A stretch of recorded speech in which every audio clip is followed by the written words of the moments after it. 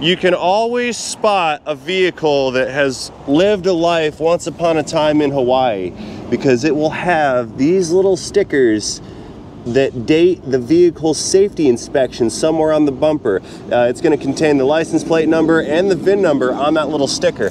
That is to receive your Hawaii vehicle safety inspection. That's how they fleece you to make sure they can get some money out of you for bringing your car to the state of Hawaii. Anyway, we got ourselves a 2009 Chevrolet. I think it's a 2500. Yeah, that's an 8-lug wheel. That's a 2500, probably a 6-liter in this unit. Customer states that the rear end shaft is leaking, and we need to rectify their leaking rear end at 98,319 miles on the odometer. I believe they also mentioned something about this aftermarket cruise control system being inoperative over here as well. I'm gonna try to check that out. Cruise control is like my kryptonite. I don't really do a lot of cruise control work, never did. And I really don't know about aftermarket cruise control either, but we're gonna give it a shot and see.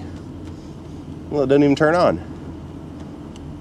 Yeah, there's no on or lights. I'll have to check power. We'll start with that later. Anyway, let's get this thing into the shop, up on our lift, and then we're gonna check the rear end for some leakages. So stay tuned, because this is gonna be a very good Chevrolet video.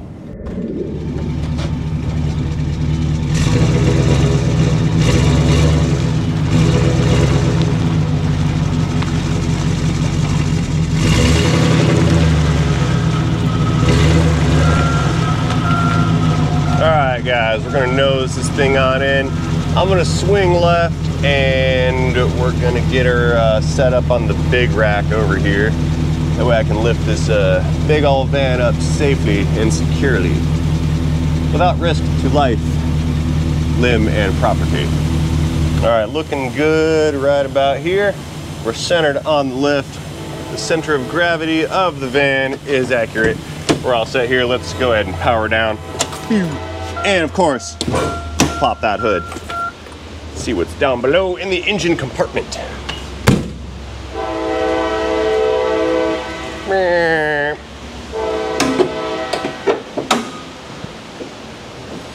Prop rod, where are you? There we go.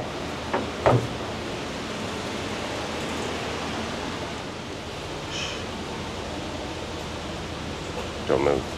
She can't see us if we don't move. Would you like some? No, gross. I know, I'm throwing it away. Gross, throw that out. What is that? Pepsi. You shake it up and put it back. I don't think it's carbonated. No? No, it's been in the fridge for like 2 months. Yeah, throw that out. That's nasty. Hey, real quick before we get started, take a look at this. This is what water-based paint gets you. See that business right there? Super common, especially in white, on this era of GM vehicle. The whites tended to do that a lot. I believe it's due to the fact this is a water-based paint. That's my understanding of the situation. Yeah, not actual paint. It's like Crayola paint, you know, that stuff you dip your water in, then dip your your paintbrush in there, and then smeared it around on your construction paper. Yeah, that's what they painted these things out of. Win for GM. Good job, guys. But hey, you saved some money, didn't you? So I know we're looking for a leak out of the rear end shaft or whatever, but we need to do our due diligence words and check out some other items here. First thing I've just noticed is that coolant looks like motor oil. Why? Why is that? I mean, it feels like coolant, I guess, but maybe it does feel like oil. What is this? What is this? Do not add water, stop. This is Evans waterless coolant only. I don't even know. What is Evans waterless coolant? Never heard of that. Yeah, that's coolant that looks like motor oil. Does anybody know about that stuff? I'm curious to learn whatever that is. I'm gonna ask the owner about it. Yeah, that's something else. I never saw that before. Now, due to the customer's complaint that the rear end shaft was leaking, we need to go ahead and check the trans fluid. So we're gonna pull our little dipstick here. We'll wipe off the tranny fluid, stick it back in the hole. We're gonna bottom it out all the way, get a good accurate measurement. I should probably do this while it's running, but We're just getting like preliminary condition checks, and we're gonna see if it's like super low, which it's not. The mark's up here. It's a little dark in color. Yeah, see that? You can still see some red to it, but it's not horrible. Based on the mileage, I'm gonna go ahead and recommend a transmission fluid exchange service while we're in here, if I do end up doing any work on the rear end tail shaft. Because I'm gonna spill some fluid anyway, so why dilute it with, or dilute the nasty fluid with new fluid, and we can just change it all with new fluid. Engine air filtration element is in pristine-ish condition. No service necessary.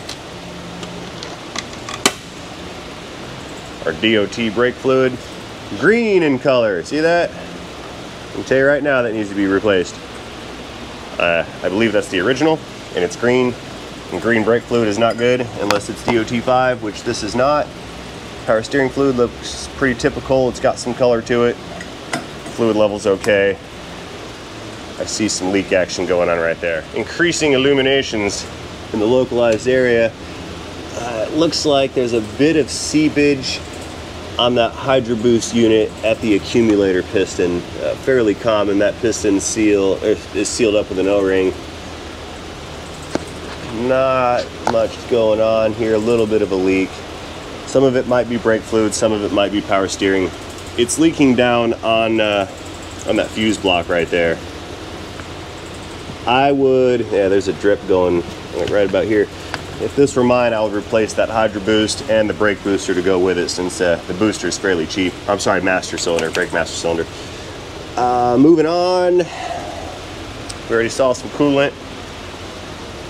Everything else is looking pretty decent under here. Let's go ahead, set the rack up, and we'll check on that rear end.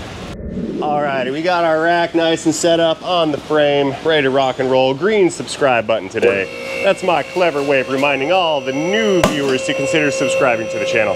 That way you do not miss out on any future content. Moving on up.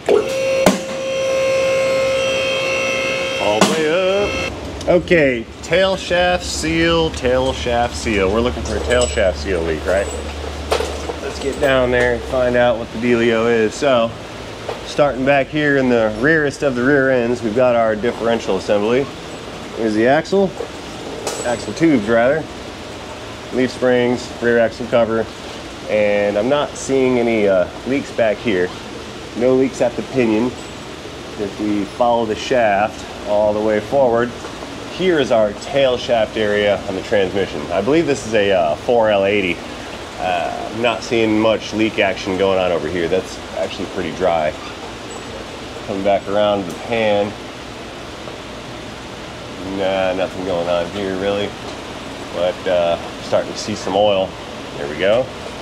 We've got an oil leak, not a tail shaft seal leak. Look here, already dripping on the floor. So, from the looks of this, somebody would go, hey, oil pan's leaking. But due to the nature of gravity, if we focus our attention a little bit higher up, we can see some oil right there at the bottom of the cylinder head. See the aluminum right here? That's the bottom of the head where it meets the block. We've got oil leaking there. And if we go up a little higher, let's see if I can't wiggle you guys into this little crevice here. Following the cylinder head up, I still see some more oil. Now, I believe there might be a couple things happening here. It appears we've got valve cover gaskets leaking on this engine. There's some oil around here. A little bit more up here. Bunch of oil right here where the cylinder head meets the block. And if we look up on the back side, way more higher, we can see at that valve cover, right at the tippy top of the screen there, there's more oil leaking also from that valve cover.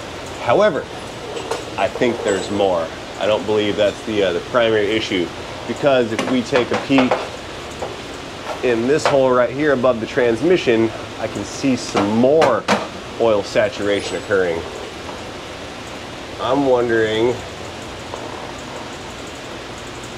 if perhaps the oil pressure sending unit is leaking on this, or maybe even the rear main seal. Okay, so I don't think we're gonna get off that easy as just a rear main seal. I got a little inspection mirror shoved up into this hole here behind the engine on top of the transmission. And if you were to look right at that mirror, you can see the sensor in the reflection, and I do not see any oil coming off that sensor at the connector or at the where the sensor screws into the engine. So I do not believe that there is a rear crankshaft seal, I'm sorry, oil pressure setting unit seal leaking out of there. There is oil up top near the middle of that valley, and I think that's just the valley cover that's leaking, the VLOM, but it's not the sending unit. So we've got a couple, we've got valve covers. We might have a manifold cover leak or an engine block cover, which is the area under the intake manifold between the two cylinder heads. There's a big cover that goes there. In fact, I've got one on the shelf over here. I'll show you real quick. It came off this LS4. This guy right here. This is what we were looking at in the mirror. So the engine sits in this area here. Got a cylinder head on one side, a cylinder head on the other side. Intake manifold goes over top of this manifold assembly right here. Now the oil pressure sending unit gets its oil pressure from the block through this plate, and then the actual sensor is going to be screwed in right here in that location. What we saw was that sensor and its connector, no oil there or here, but I did see some leak in here. So this gasket on this cover could be potentially leaking out of that engine. However, the valve covers are also leaking. I saw that, but there's a lot of oil here, and I have concern that perhaps the rear crankshaft seal is also leaking. That's very common on this style of engine. Now, we can actually pull the inspection cover off this transmission in order to get a better view of the engine's flywheel / flex plate and see if this oil leak is just running down from way up there or if it's also coming from inside this bell housing. So let's grab a 15 millimeter and pull out, looks like 1, 2, 3, 4, 5, 6 bolts, and then this bottom cover will come off. Okay, I got a 15 mil wobble extension. It's a driveline socket, but it'll do great for this application. Let's get these inspection cover bolts removed here. Bing.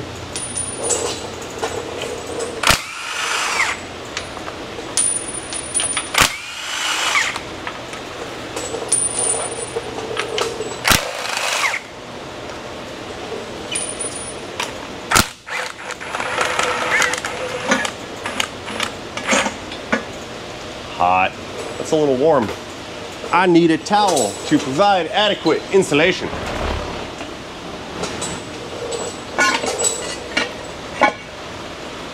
Ooh, sealant. Somebody stuck a bunch of RTV silicone up there. Interesting. Okay, what do we have going on in here? So this area, that's the back of our engine oil pan.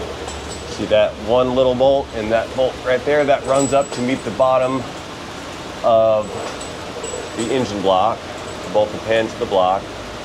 And if we look through that little hole right there, and behind this flex plate, I'm not seeing much for engine oil back here. You guys see in there? Tight squeeze visually. Yeah, I don't think the rear main's leaking on this. Or the cover. It's good. Oh wait, no, nope, I lied. Take a look right here. Follow the light. Let me dim the light some. All right, so what you're looking at through that hole right there is the rear crankshaft seal. You see a part of the crankshaft right in front of you right there. You see that bit of oil leaking down? That's a confirmed kill. We've got a rear crankshaft seal leak on this. So transmission's got to come out. We got to pull the trans out of it. And if that rear main is coming out, then I'm also going to go ahead and pull the oil pan down and reseal the pan if they wish. I can do it without redoing the pan, but if we take a look here on this side and follow that pan gasket forward, we're starting to get some seepage and some drip action from some of these front fasteners. So this is a typical GM style. It's going to need gonna need the rear main out of the unit. Yeah, right at 100,000 too, that's about right. So I'm gonna wanna do valve cover gaskets, pull the transmission out, do a rear main seal, change the trans fluid, and probably do the diff also while we're here. For maintenance purposes, of course. Okay, yeah, that's not what we thought it was. I thought it was just tail shaft seal, but looks like the story has changed ever so slightly. So I need to, torn bushing right there too, look at that. Yeah, it's not that great. Okay, I need to go ahead and build this estimate and let my guy know all that has been discovered on said van, and then we'll go from there. All right, guys, we're rocking and rolling, ready to go. I've got approval. I'm out back at the rear axle. We're gonna pull the drive shaft out of this thing. Transmission's coming out.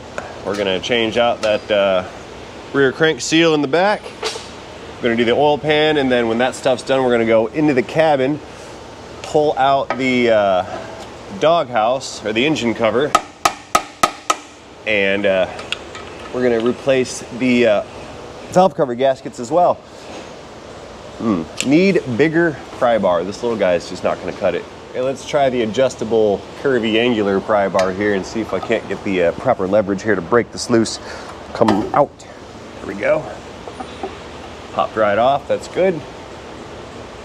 Let's take a look at some needle bearings in here while we're here. Just see if that's in good shape. Yeah, I'll throw some grease in there when it goes back together. These are all right. Put that back on. And the front side of the drive shaft is not bolted in. That's just connected with this slip yoke into the output. This seal here, that's the one that the customer thought was originally leaking. Now it's just dribbling a little bit. Set the shaft down over here, and we'll start working on the mounts next. So if we take a look right here at this exhaust, this hanger is connected to this metal bracket. See that black bracket right there on the left? And that's bolted to the tail shaft with these two 15s. So I'm wondering if I can just unbolt that bracket from here. I can't really, I don't know if I can get to it with this extension or not. I can see it from the other side. I want to get that bracket disconnected, then maybe we can remove the that hanger, the exhaust hanger business. Here, I'll tell you what. We'll get the top one because that's the easy one. Pull that one out, and then I'll get the bottom one with a wrench. There you go. Let's come around to the front. There's the fastener right there. That's the second one for the bracket. We'll spin this guy off, and that's going to release the hanger for this exhaust. I'm going to try to do this without pulling the exhaust out of the vehicle. I don't really want to mess with the manifold bolts up front. This catalytic converter slash Y pipe assembly is ginormous, runs back to the muffler. There's a clamp here, which would be fun to remove, and then that flange isn't so bad, but getting this one right here apart is usually a bear. So I'm gonna try real hard to just work around this exhaust. That being said, I may not remove the transmission entirely. I might just support it and push it back. All I've got to do is get that flex plate off the engine, and that'll give me access to that rear main seal and the cover. And then once I get the bolts out for that cover, it's smooth sailing. I've just got to get some access to it. So I will try to do this without fully removing this transmission. Reach in there and almost. Nope, not enough.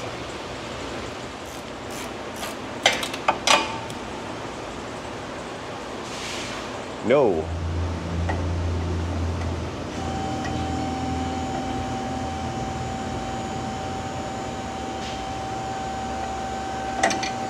There we go, got her.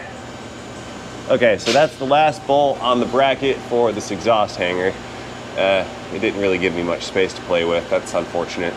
Okay, now directly in the middle on the cross member here between the two frame rails, we've got the stud sticking out from the transmission mount.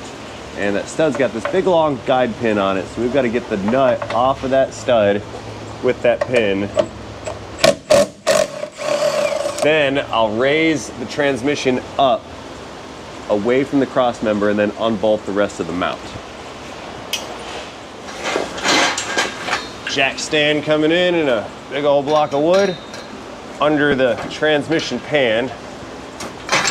Move this as far rearward as possible, and we're going to raise this transmission up to get the mount off of the cross member.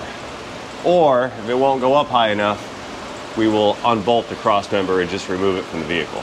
We'll see which way this is gonna work out here. All I've really gotta do is get the mount out of, or off of the transmission. That way I've got clearance here to wiggle this unit around. See if I get it up high enough. Let's see, I think that's as high as it's gonna go. Yeah. I'm going to have to pull the cross member out next. So cross member is held in. We've got a fuel line bolted on over there. ABS pump's not bolted to the cross member, and we've got, looks like 1, 2, 3 fasteners on the outside of the frame rails. Okay, let's get those guys removed. I was hoping to just be able to sneak that thing out of here, but that's just not going to be the case.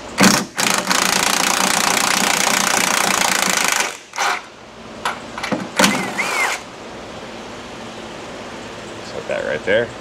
Second one.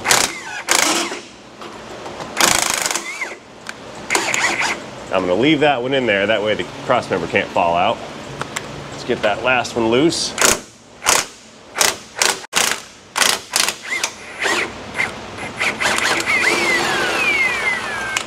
That one's out. There she is. Set that one down. Let's move over to the other side.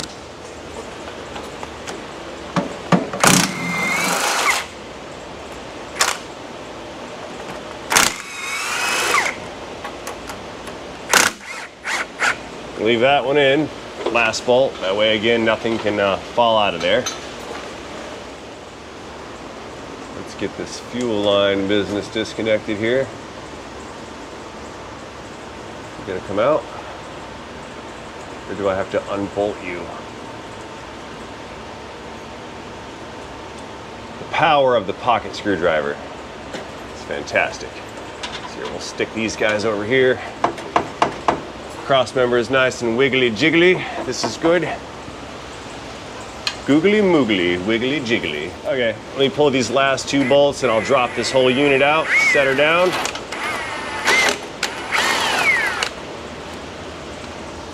It's heavier than it looks. Like a lot. Woo, buddy.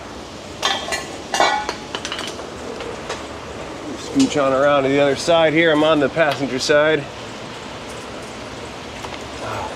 I feel like as soon as I take this loose, it's just gonna fall. There, I got it.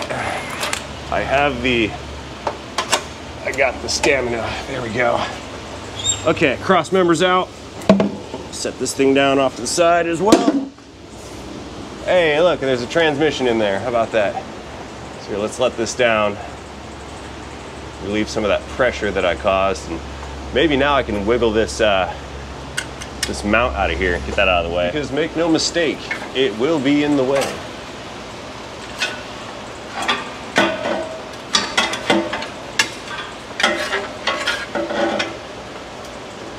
Did GM never plan on removing this mount? Like, what is this?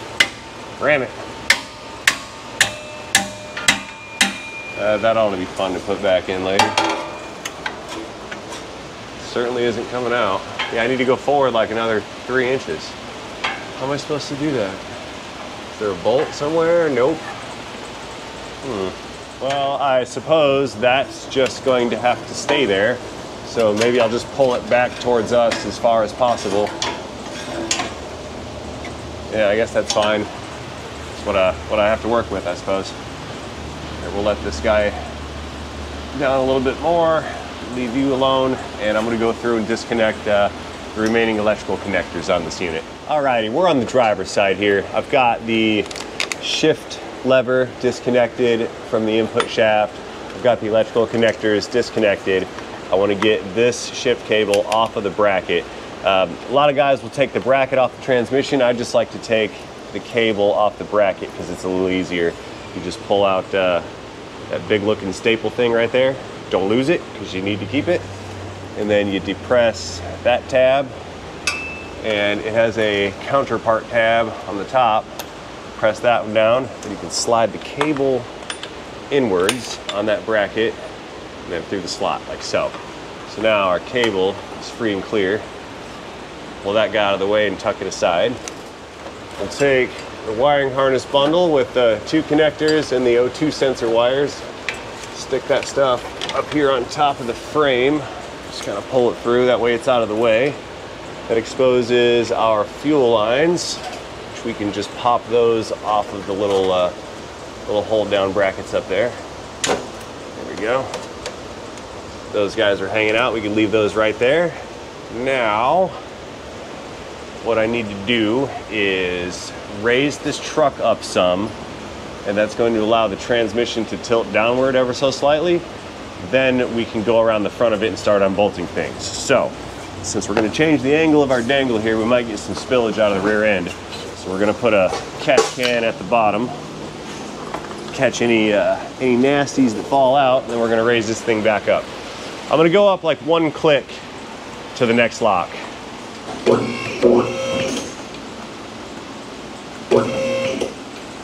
Okay, our wood's about to fall out.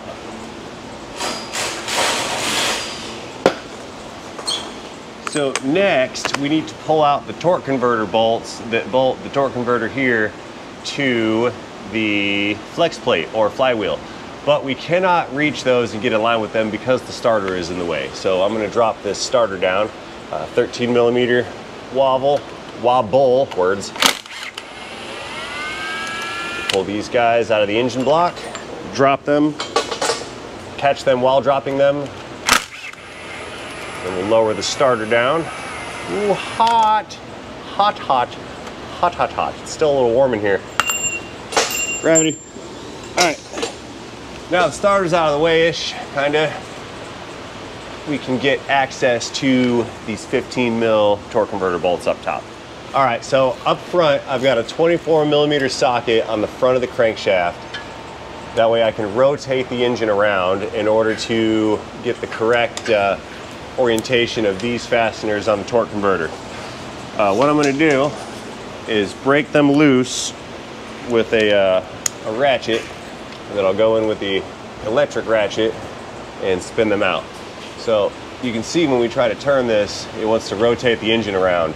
So what I've got to do using my right hand is bring the engine back in position here, hold it, and then left hand actuate on the bolt there to get that guy to come loose. Once it's loose, I'll come back in with the other ratchet and just spin the fastener out, or try to tighten it again in front of you guys. There she is, hot. 1 torque converter bolt. So now, using the ratchet up front on the crank, spin that engine around again, getting the next bolt in position to break it free. You guys see it coming in the line right there? So here, I'll put you guys back in here, and we'll get that next one out. It's a process. You may not remove transmissions without pulling the torque converter bolts off of the flex plate. If you do that and you try to pull that trans out, the torque converter will stay with the flex plate and come off the transmission, and you'll screw the seal up. And that would be bad. Okay. Okay.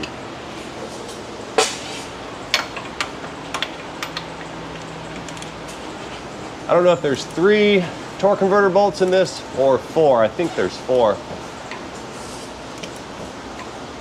Might even be 5. I know GM went down to 3 at some point. Yeah, I think there's 5 in this one. Maybe even 6. Which I think that's great. I don't like the idea of all that V8 torque going through just 3 bolts, but You know, what do I know?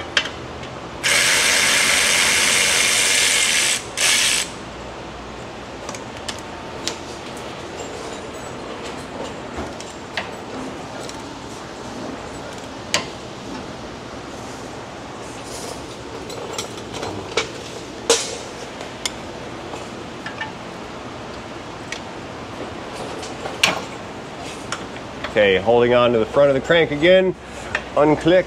Oh, that one wasn't even tight. That one came loose, no problem. That's good. Yeah.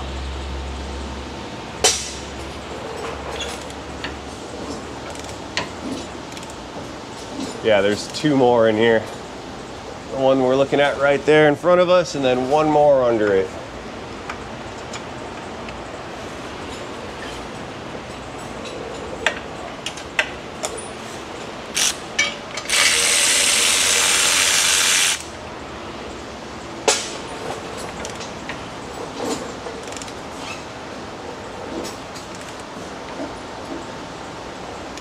One more. There we go.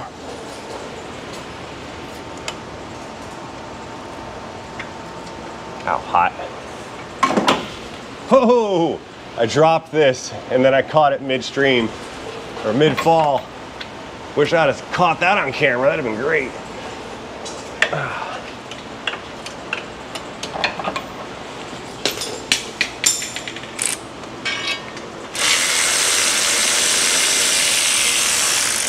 Beautiful. Okay, so now, with the exception of the bell housing, the engine and transmission are mechanically disconnected. See that there? Torque converter rotates freely and it's hot, and the engine and flywheel are stationary, no longer connected. Hello, darling. Hello. Did you bring me some parts? What do you got there? I have. Valve covers and is it the plate? That's the rear main seal plate from Doorman. I believe so. Yes, let me read my paperwork. Cover and a VC gasket. Very good. Where would you like them? Put them on this car for me. I'm gonna go to lunch. Okay, sure. Can you just install those for me and then we're good? Put them on your toolbox. Would you? Thank you, dear.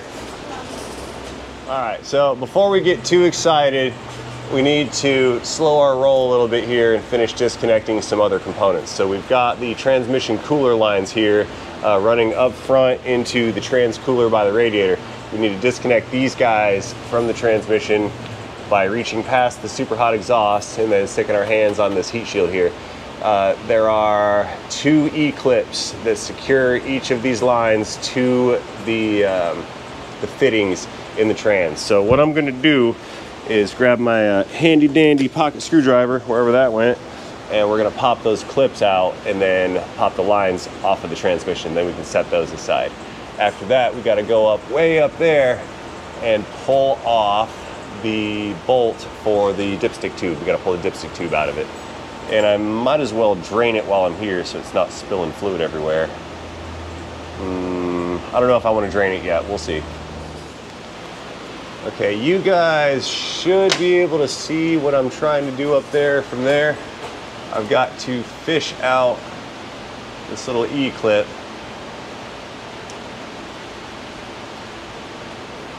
Folks have nicknamed these the Jesus clip because if you extract them the wrong way, they fly across the shop and then you never see them again. And the shout is often the Jesus phrase. I'm not a fan of shouting Jesus during times of frustration, but that does not change the fact that these were named the Jesus clip. I mentioned that once before and somebody in the comments said that our Lord and Savior is not a metal clip. And yes, I am aware that Jesus is not a metal clip. So nobody tell me that Jesus is not a metal clip. I know this. I can't get under the said metal clip.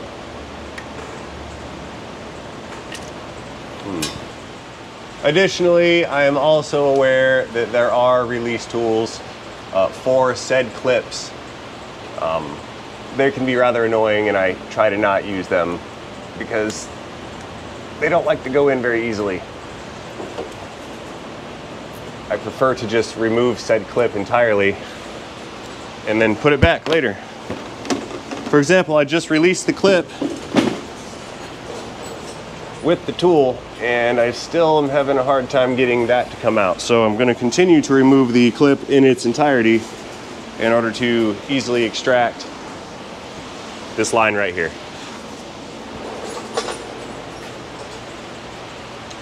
As long as it doesn't pop back in while I touch it, we're good here. Here she comes.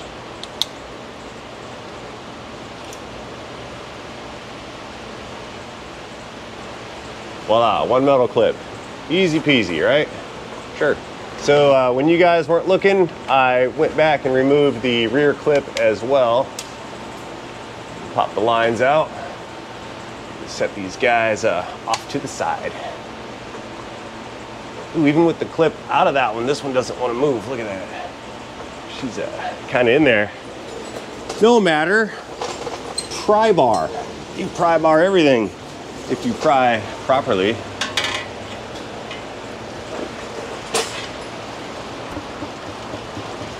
Seriously? Come loose.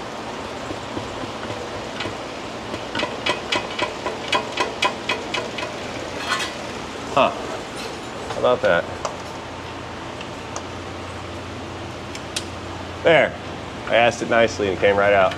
Beautiful. Hey, you guys, sure you can't see, but I'm all the way up on that bracket for the dipstick tube here. I'm going to try to get this nut to crack loose. I'll just work the nut off and then the bracket and the tube should just slide upwards off the studs. But it's pretty high up. Probably not going to record much of that, but you see that guy way up there. Yeah, right there, I'm pointing the wrench at. I've got to get that thing loose next. Okie dokes. Van is back down on the ground. We need to go into the cabin here, and I've got to remove this dog house. That's the engine cover inside of the cabin. So we can see right there, we've got one latch that holds it to the firewall, and then down under this trim, there's going to be another latch, but we can't get in until we take this this cup holder accessory business right here off of the engine cover. So we need to open up this compartment area here, pull down that little latch tab, and then hinge the door downward. Behind that door is going to be a series of 10mm bolts that I need to remove. So let's see if I can't see those bolts inside of there down that hole. Yeah, they're in there pretty deep. We need an extension on the electron ratchet to get to them. Go ahead and spin those guys out. Wrong way.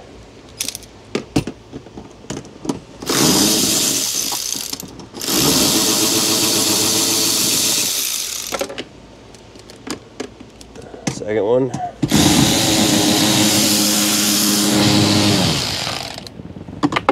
Third one's up high.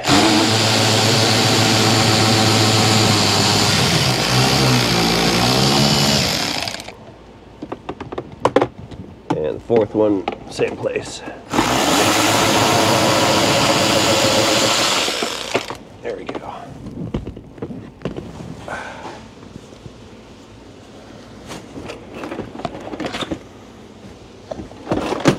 Give it a bit of a tug. That comes free. We'll set that out back. Stay there. So in front of us, there's the other two latches. So disconnect, disconnect, and the one on the side. I think I'm gonna have to take the covers off the bottom as well. I don't think that's gonna come out of there. Are these bolted in, or are they just kind of popping in? Where's the bolts? Yep, a couple more bolts.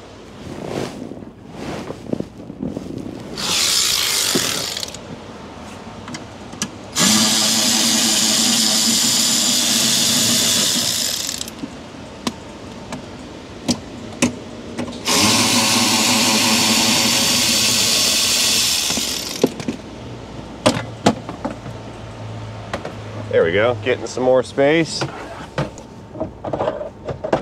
Pull out the vent.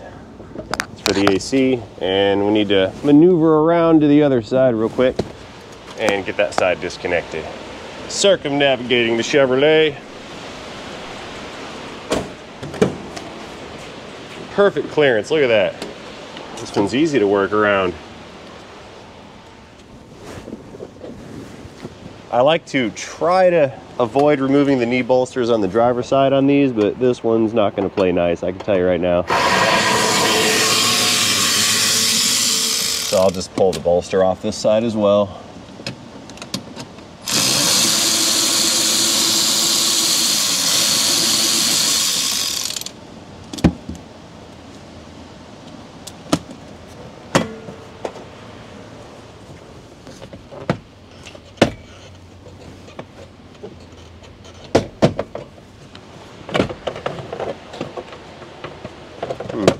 It's stuck.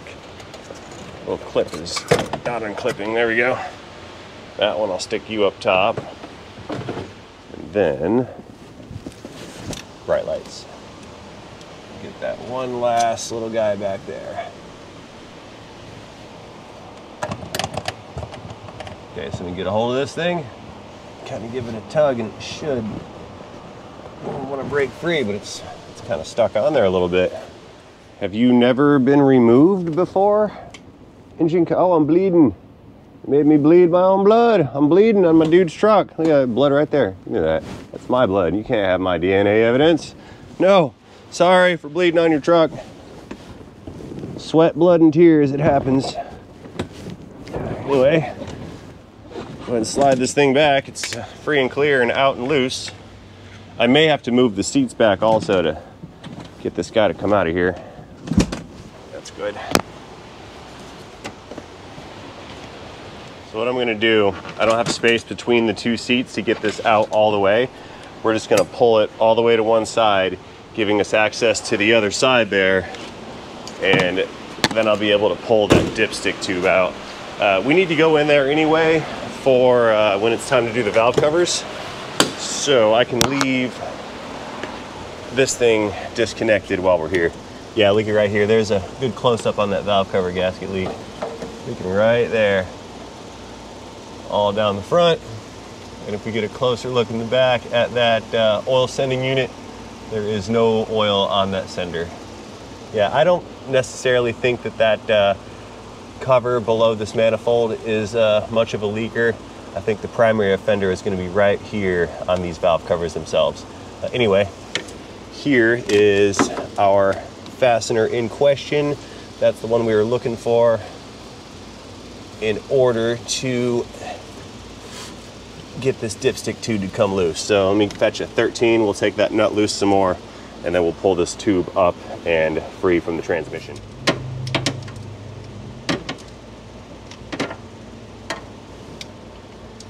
This engine's still hot.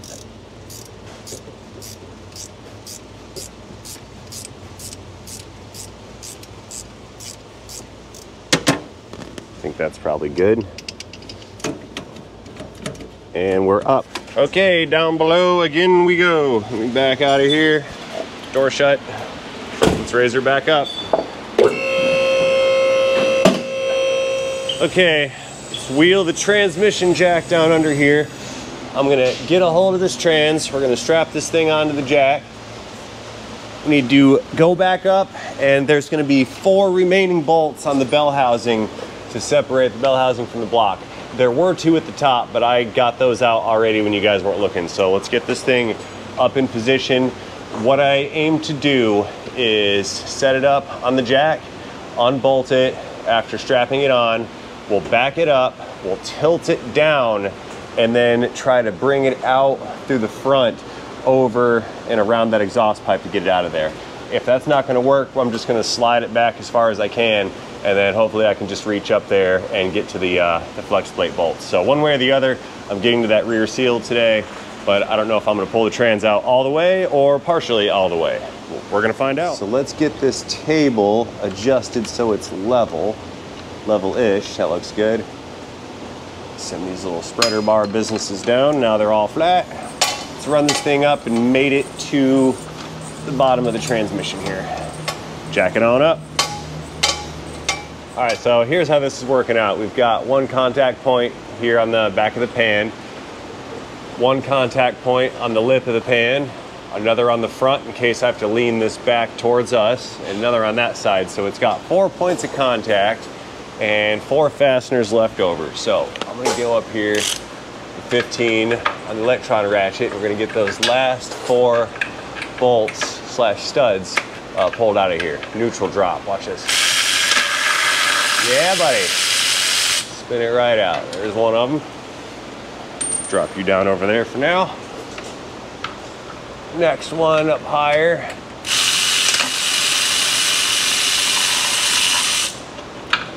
Ow. Hit my finger. Got that guy. You stay over there in the pile. Swinging back around to the other side here. A couple more, just chillaxing in the vicinity. Let's get that one.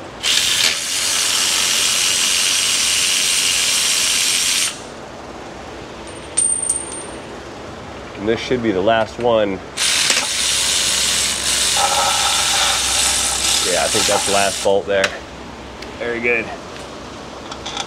Pull that guy out. So now I can attempt to manipulate this transmission some. Let's throw a strap on it just for safety and for re-mitigation, and then we'll start to wiggle this thing out of position here and move it back, or out and back, or both.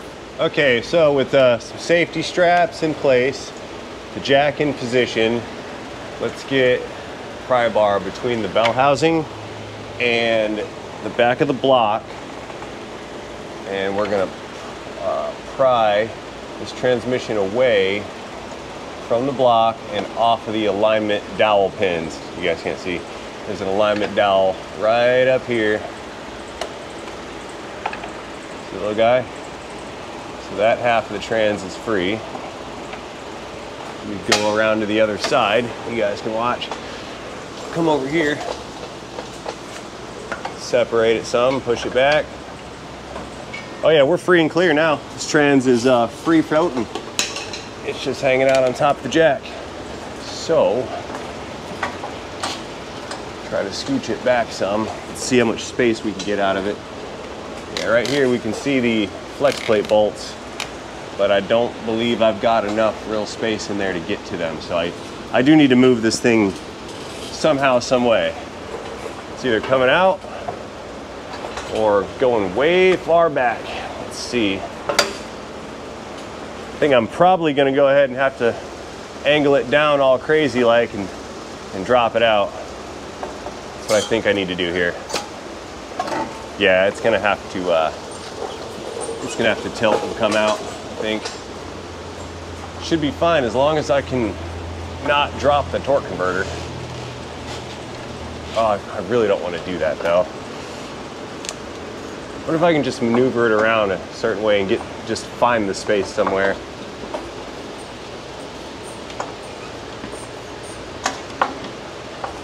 So I believe I have found all the space that I'm looking for here on the passenger side. I have the transmission down and turned slightly and then pulled back. And from this position here, I think I've got enough space to reach in and get a hold of all of the bolts for the flex plate. And if I can get to the flex plate bolts, then I know I can get to the rear cover bolts, especially from this this vantage point, so to speak. So I think we're good. This torque converter is still super duper hot right now, so I kind of don't want to touch it. It's a little warm to the hand or whatever. A little tight there on that one. Just raise it up some, see what happens. I can't get, there we go. I got on that last one, or second to last one. Slippage. Okay, I need a ratcheting wrench to get those guys out. All right, coming back in with a smaller device here to work these bolts out. Gee, I'm dropping everything. Come on, Ray. It doesn't really fit that well. It's running into the crank. Man. Oh well, if I can get him to come loose enough by hand, I'll be all right. Ow, hot torque converter. Hot, hot, hot. Torque converter is hot, hot, hot. Maybe a 1/4 inch wrench would be a little better off in there. Yeah, let me try that.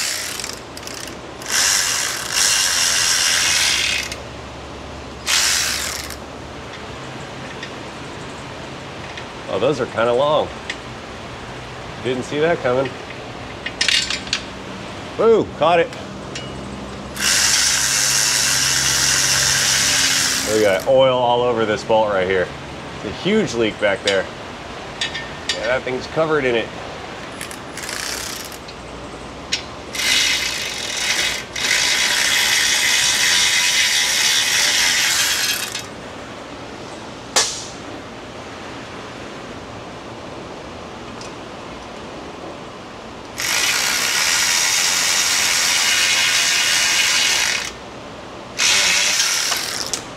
Gravity, got it.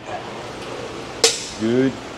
Okay, so now just gonna spin this guy around 180 degrees, the engine, so that I can reach the other 3 bolts there.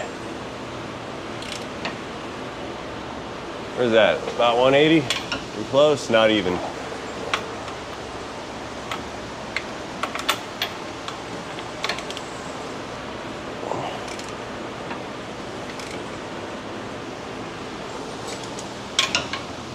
Yeah, a little more.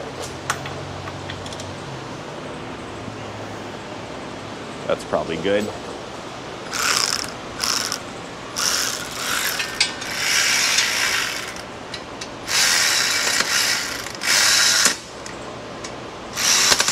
Okay, those 2 are just, still tight. Okay, those 2 are still tight. So, let's get in here with the long wrench, break them loose.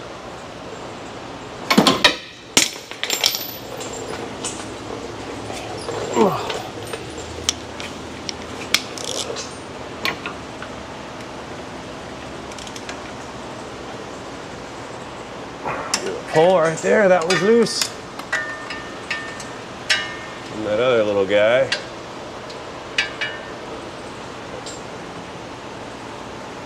There she goes. That one's out. Or loose. It's gonna be out.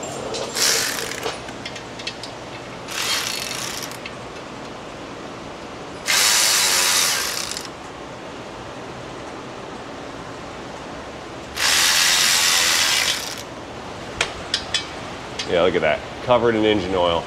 Soaked in it. I wonder if this was a previous repair attempt once upon a time, because I'm seeing like some sealant on here. Like silicone or RTV or something. It's on the bolts. I don't know why somebody would try to seal the bolts, but I think they did. Anyway, that's the last one.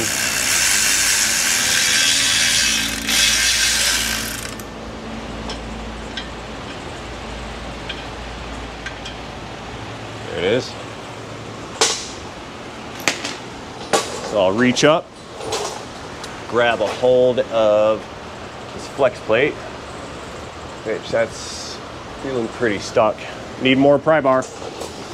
Gotta pry it off the crank.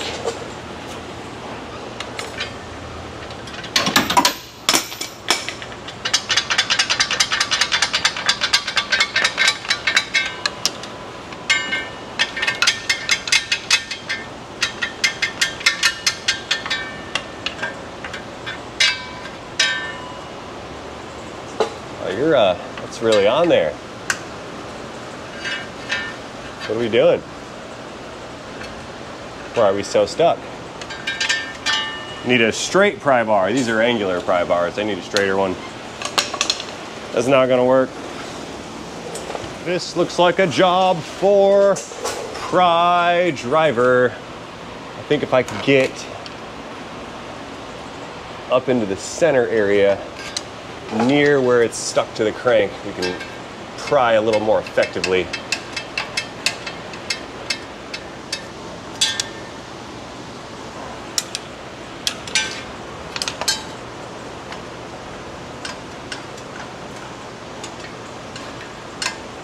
Okay, so that's not working. Let me grab the ratchet and we will spin the engine around again, rotate it more, and try to pry from the other side of the flex plate area.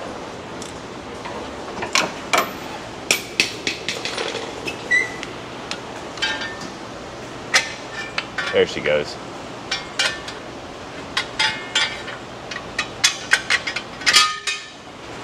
Got it. She is out. It's free. It's clear. It's free and clear.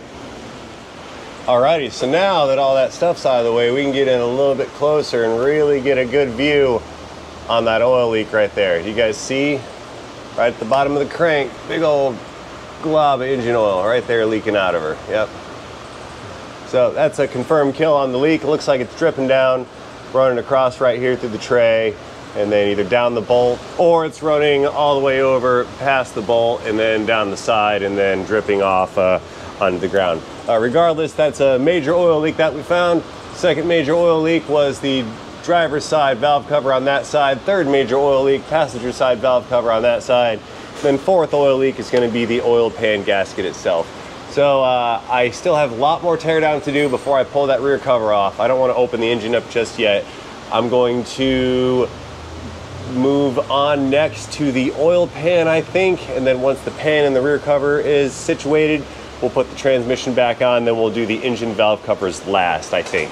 So having said all that, guys, I think this video has reached its maximum allotted amount of time. Therefore, I'm going to go ahead and use this opportunity right now to close this video out as it is. I'm going to consider this the part one of the engine oil reseal procedure on this 2500 Silverado Sierra. Not a Silverado, it's a Sierra. It's a Sierra or an Express. Yeah, that's what Chevy calls them, Expresses. Regardless of whatever they badge this thing as, this is the part one video of this repair. Part two is going to be the second half of the teardown and probably most of the reassembly. And then I'm thinking that part three is going to be the valve covers on the top side of the engine from the interior. So let me know what you think about this van in the comment section down below. Do not forget to engage that like and subscribe button where down there. And most importantly, have yourselves a fantastic day. See you guys later. End of video, end of day, end of oil leak, end of transmission.